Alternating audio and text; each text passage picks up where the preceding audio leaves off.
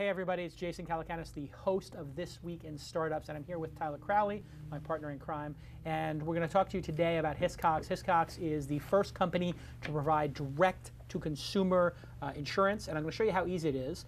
Do you have insurance yet for Squeal, your company? Do not. So this is something you're going to want to do when we finish the program today. You simply go to hiscox.com. You can pull up my screen here. Very easy. And we're going to pick small business insurance direct. And I'm going to get a quote. I'm going to pick here that California IT Consulting, right? Pretty much describes what you do. Yes, that's me. And then what do you want, general liability or full business owner's policy? We'll go for general liability. Delaware Corporation, does that matter? No, I don't think it does. It's for anywhere in the United States. And you got to just fill out a couple of quick questions here. So as you can see, is your business operated out at home or not?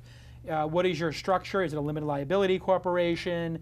Is it a partnership, joint venture, sole proprietor? You know, all these basic questions. If you don't know how to answer that, you need to get a lawyer and have your business set up properly. But this is all, how many full-time, part-time employees do you have? That's a pretty easy question. Other than computer equipment or peripherals, brochures or documents, do you or your business supply, manufacture, or distribute any tangible goods or products? Are you making something in the real world? Pretty critical question.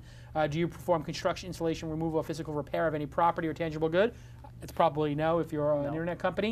Yes. Do you currently have or similar insurance? They always have to ask that. And has anybody made a claim against you? They need to know if you're somebody who's got litigation and all that kind of stuff. They want to make sure, and if they take those people out of the mix, it's good because those are the people who are the high-risk people. And they're going to charge high-risk people differently, obviously. Just like high-risk drivers probably get charged differently. I'm assuming that. It's like signing up for car insurance. It's super simple. It's super simple. And you know, everybody, cool. and this is just to get, you know, the quote and get ready to go. Yeah. So you have no reason not to do it. Please indicate which of the following business your business generally implements. Customer signs off on deliverables, dedicated customer support, contracts with indemnification clauses in your favor. If you don't know what an indemnification clause is, or you don't have contracts, hey, you need to get a lawyer. That's key, and or maybe go on DocStock or some of these places and start to educate yourself on liability. Formal change management procedures, including customer sign-off, legal review of modifications made to your standardized contracts, i.e. your terms of service. These are the important things. And then you just click on, hey, I want to view my quote. How much is this going to cost me? And you click on that. Hey, look at that. They calculate your quote. And boombo, bambo, here we go. 90 bucks a month, 1,000 bucks a year. I've got my coverage. I mean, it's so simple to set this up. It's something you really need to do. And what people don't realize is just having that general liability insurance, having that professional insurance is not that expensive. And as we've heard many times, you can get sued for any reason by anybody at any time, and they don't have to be right. And frequently they're not. Right. And a lot of it's sour grapes or whatever. But for what you pay... How many times have you been sued? Actually sued or threatened with suits? Both. I would say threatened with suits. In the Weblogs Inc. days, it was a couple times a month. Wow.